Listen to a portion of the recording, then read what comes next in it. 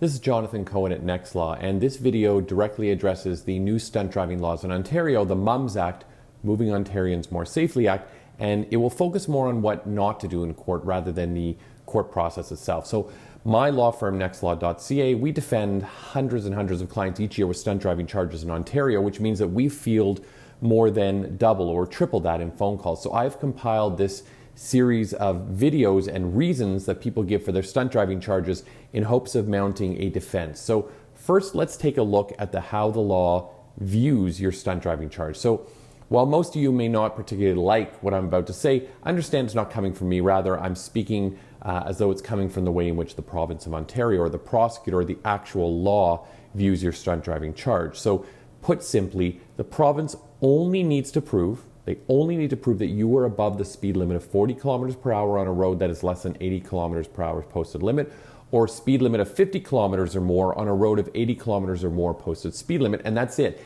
It's that simple. So one of the very common reasons for wanting to fight stunt driving is people say the speed limit changed very quickly and the officer caught me.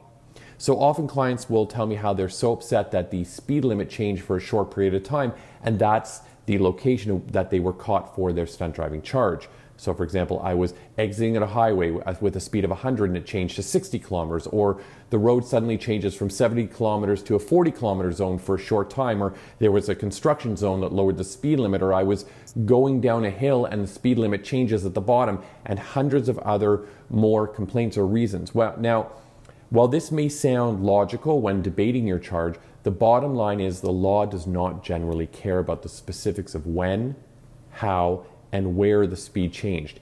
If the radar caught you at a speed classified as stunt driving in a posted speed limit, then that is enough to convict you in most circumstances. So unless there's something very wrong with the radar, which is pretty rare, it will not help your case. The law does not care where the speed changed. If the radar caught you driving at stunt driving speeds directly in a posted zone, regardless of the circumstances, then that is all that the law needs to prove.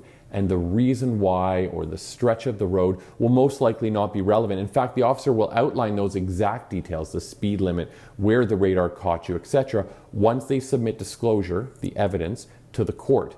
The officer keeps notes about the charge and the interaction and is required to submit this to the court within a month or so or a reasonable period of time to be used as evidence in your stunt driving case.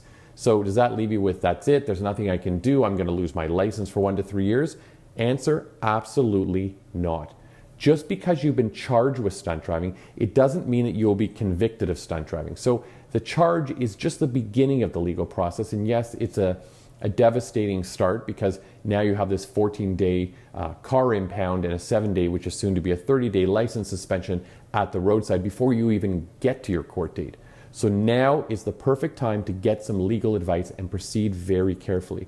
While stunt driving may seem like a traffic charge that many people may not take seriously, it's better to think more about how you would function if your license was suspended for the 1 to 3 years, so you can't drive for even a minimum of 1 year. You run the real risk of losing your job or not being able to get to job interviews, or not being able to take care of your family, or not being able to use a car for any form of emergency, and 1,000 other reasons. So that's how serious this charge can be if it's not dealt with properly. This is not a video to get your business. Rather, it is a video I'm speaking in to get you to reach out and try to get some free legal advice, because a proper law firm that specializes in stunt driving may have a strategy and a legal course of action that could prevent this 1 to 3 year license suspension. And best of all, the call is free. So you can look at the description below, or if you're in the blog, you can look below as well, and you can book a meeting with Dan Joffe or myself, Jon Cohen, and there's no obligation, but that call could change